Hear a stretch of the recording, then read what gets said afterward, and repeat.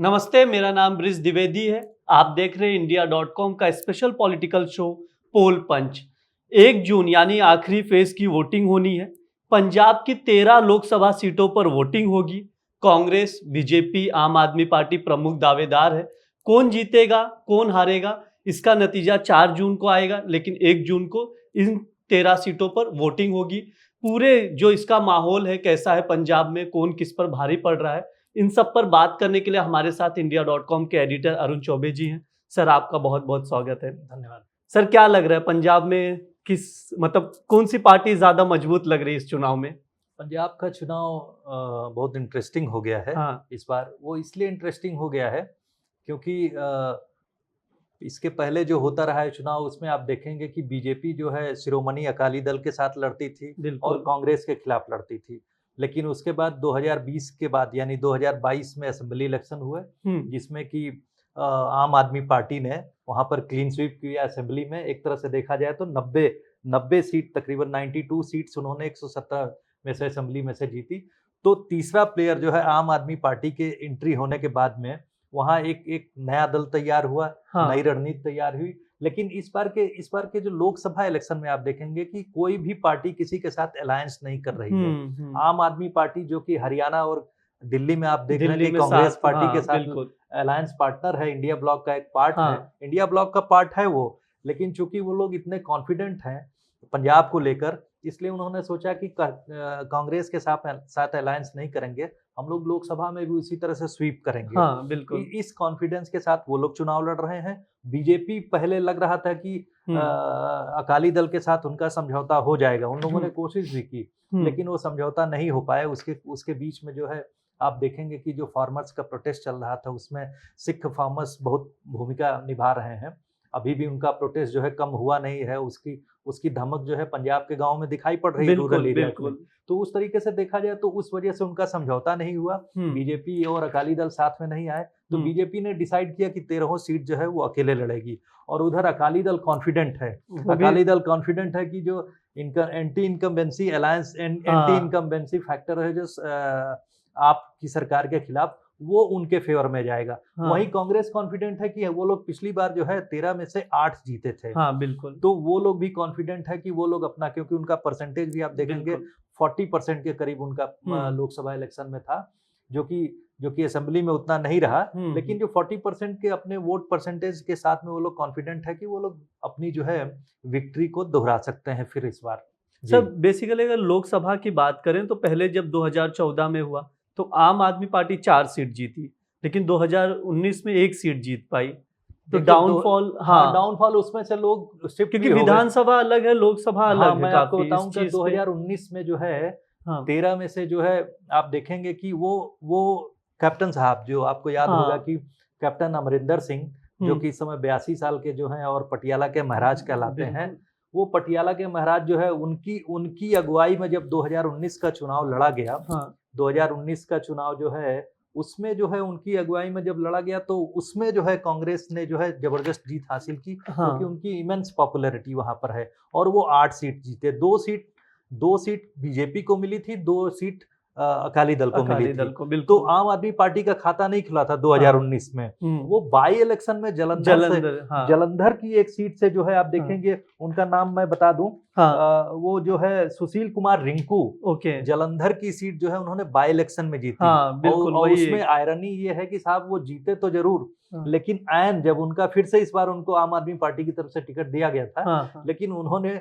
BJP join कर ली। तो आम आदमी पार्टी के लिए एम्बैरेसमेंट हुआ है। उनके साथ में कुछ एक एमएलए और वो रिंकू साहब जो है, उन्होंने ये बीजेपी ज्वाइन कर ली है जलंधर में। जलंधर से ही उनको अपनी पार्टी का टिकट छोड़ के बीजेपी ज्वाइन कर ली। तो ये एक एम्बैरेसमेंट था आम आदमी पार्टी के लिए।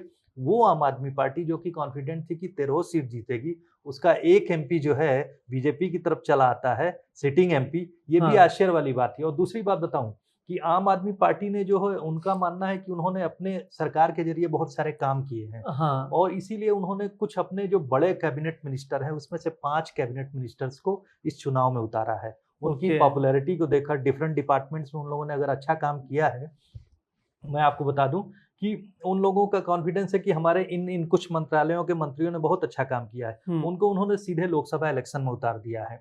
वो अब कितना प्रभावी है। उसी में से एक और, अब मैं आपको आश्चर्य नहीं कहूंगा, लेकिन एक इंटरेस्टिंग बात बताऊंगा कि उसमें से एक जो है मान साहब के दोस्त भी हैं, वो भी पंजाबी एक्टर हैं, कॉमेडियन हैं। हाँ। उनका नाम करमजीत सिंह अनमोल है। ओके। वो भी चुनाव लड़ रहे हैं, वो उनके खास आदमी कहलाते हैं, खास मित्र हैं। हाँ। तो ऐसे व्यक्ति को भी उन्होंने चुनाव में उतारा है कि पॉपुलर आदमी भी उनका कैंडिडेट हो सकता है। तो आम आदमी पार्टी का कॉन्फिडेंस अलग है, कांग्रेस पार्टी का कॉन्फिडेंस अलग है, लेकिन उसके बीच में मैं बीजेपी की बात कहूंगा। हाँ, बीजेपी जिस तरह से चुनाव लड़ रही है, कांग्रेस के पुराने नेता सुनील जाखड़, जो कि इस समय बीजेपी यूनिट के प्रदेश अध्यक्ष हैं, वो काफी कॉन्फिडेंट है। वो इसलिए कॉन्फिडेंट है कि वो इस लड़ाई को है, जिसमें कि वो उनका मानना है कि हम लोग जो लोकसभा की लड़ाई लड़ रहे हैं और 2027 के असेंबली इलेक्शन में हम लोग स्वीप करेंगे, ऐसी उनकी तैयारी है। आपको बता दूं कि बीजेपी जब 1996 में अकाली दल के साथ संगठन में आई, उनके साथ सहयोग में आई, अलायंस पार्टनर बनी, और एनडीए के जो वाजपेयी जी के सरकार में जो आप देखेंगे कि अकाली दल जो है शामिल हुई, उसमें प्रकाश सिंह बादल जो है बहुत बड़े नेता, हाँ, जो पंजाब के हुए हैं, अकाली दल के बहुत बड़े नेता हुए हैं। उनके लड़के इस समय सुखबीर सिंह बादल हैं।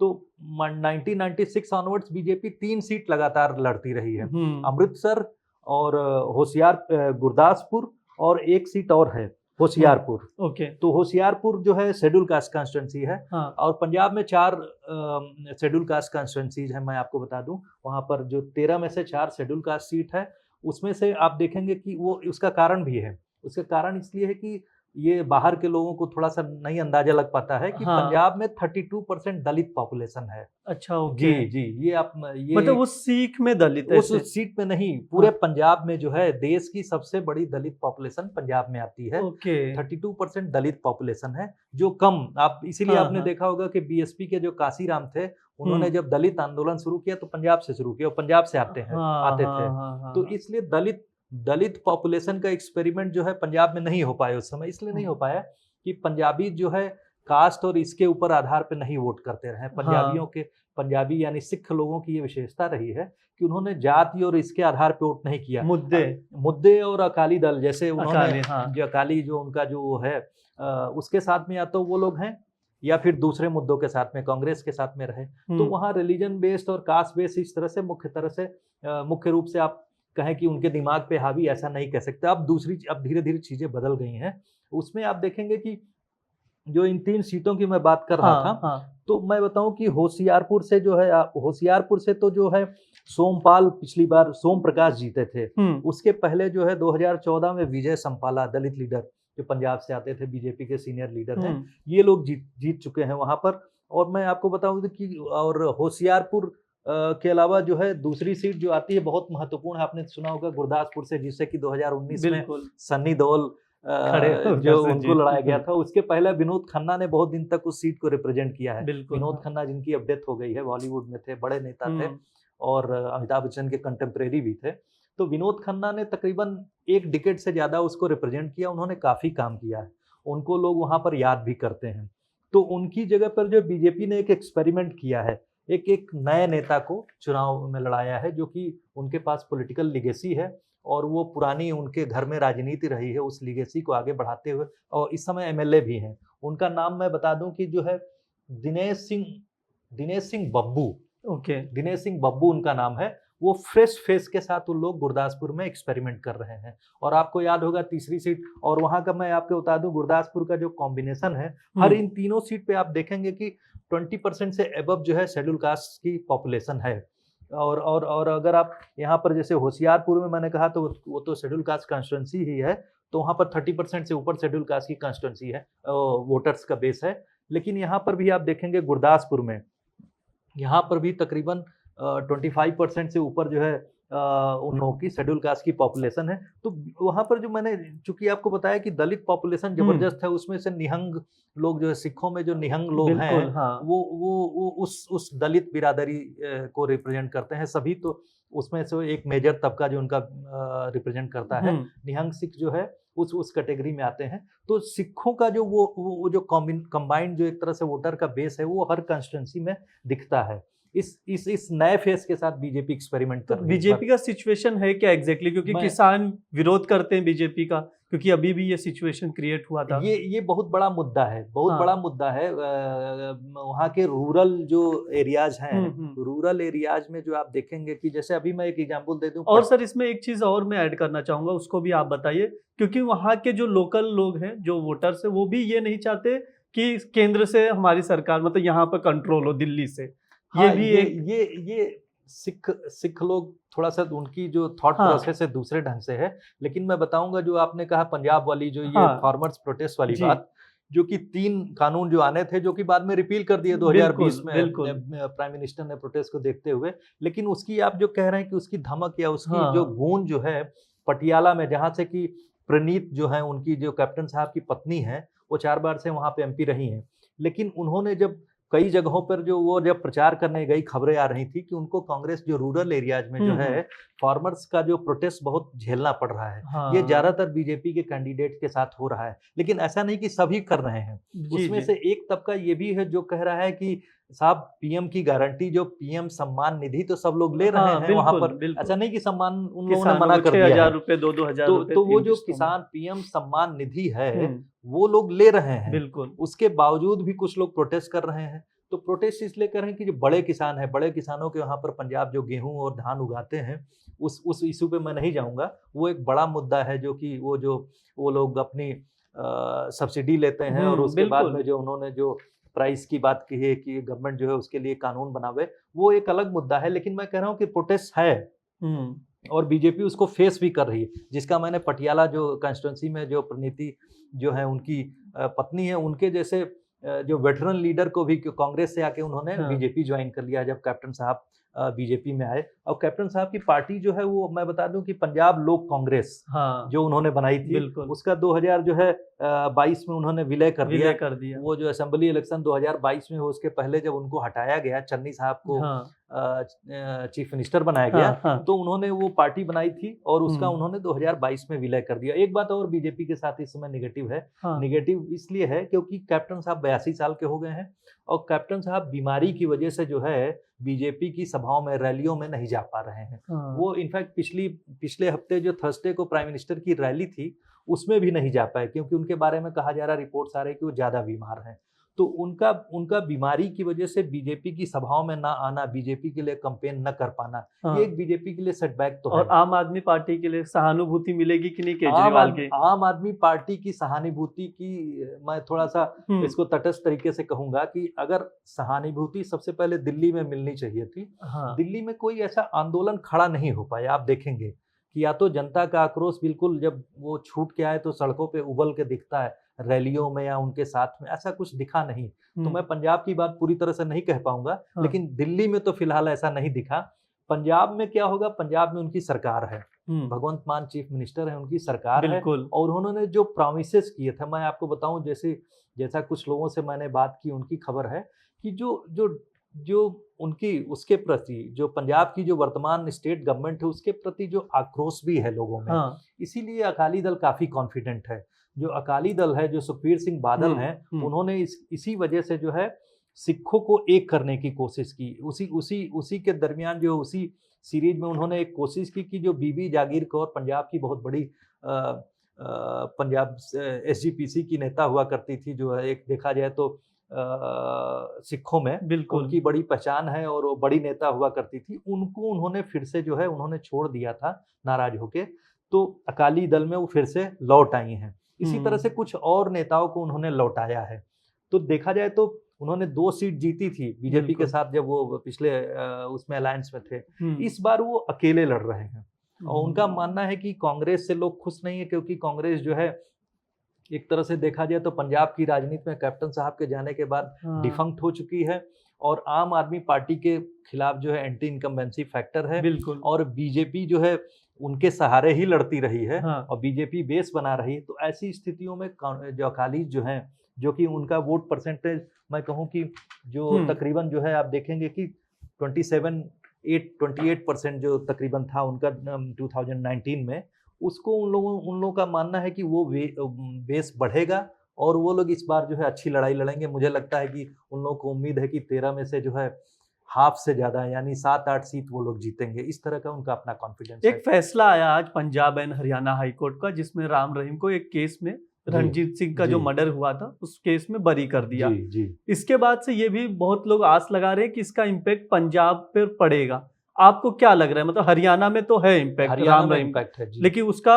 चुनाव हो चुका, वोटिंग हो चुकी वहां पर, लेकिन 1 जनवरी को जो होना है वो पंजाब के लिए होना 1 जून को। जी हाँ, तो उसका क्या लग रहा है, इम्पैक्ट कितना पड़ेगा? उनकी देखिए, उनके फॉलोअर्स बहुत लॉयल फॉलोअर्स हैं। ऐसा पंजाब, कम से कम हरियाणा में उनका जो फॉलोअर्स की जो है हाँ। का प्रभाव दिखता है। पंजाब की राजनीति में कितना है ये हम लोग रिलेट नहीं कर सकते हैं, मैं नहीं कॉन्फिडेंस के साथ कह पाऊंगा। लेकिन राम रहीम के छूटने का ये है कि अगर वो अपील करते हैं किसी पर्टिकुलर पार्टी के फेवर में, अगर वो अपील इशू करते हैं, तो ऐसा नहीं, उनके जो फॉलोअर्स हैं वो उस पार्टी को वोट देते हैं। ऐसा पिछले चुनाव में देखा गया है। अगर वो किसी पर्टिकुलर पार्टी के लिए इस बार अपील कर दें अभी, तो मुझे लगता है अगर 1-2 कॉन्स्टिट्यूंसी जहां पर अगर उनके फॉलोअर्स हैं, तो लोग जाहिर सी बात है उस पार्टी के फेवर में वोट करेंगे। अभी तक उन्होंने ऐसा कोई अपील तो जारी किया नहीं, आते ही बाहर आके किसी पार्टी के लिए। कल परसों में हो सकता है वो कर दें अपने फॉलोअर्स के बीच में, या एक तरह से डिक्री इशू कर दें कि साहब इसी पार्टी को सपोर्ट करना है।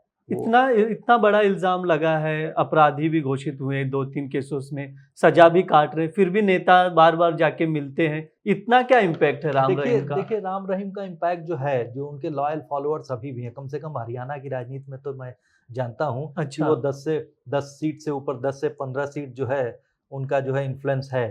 तो उसी तरह से पंजाब की राजनीति में अगर 1 सीट भी उनके इन्फ्लुएंस में आती है लोकसभा सीट, तो इसकी कोशिश लोग करते ही हैं। आप जानते हैं कि रूरल एरियाज में जो है ऐसे लोगों की फॉलोइंग रूरल एरियाज में, जो कहते हैं ना कि कमिटेड वोटर्स ऐसे रूरल एरियाज में दिखते हैं जिनका असर पड़ता है। लेकिन मैं फिर आपसे कहूंगा कि जो पंजाब की राजनीति हम लोग डिस्कस कर रहे थे, जहाँ के फैक्टर्स, जो फार्मर्स प्रोटेस्ट का असर तो है, लेकिन मोदी गारंटी जो है वहां काम कर रही। मोदी गारंटी, राम मंदिर, 2 इशू हैं। इसी वजह से आपने देखा होगा कि पंजाब के जो नेता हैं, वो वहाँ के जो स्टेट यूनिट के नेता थे, वो लोग राम मंदिर अयोध्या गए, अलग से उन लोगों को विजिट करना पड़ा, वो लोग वहां गए।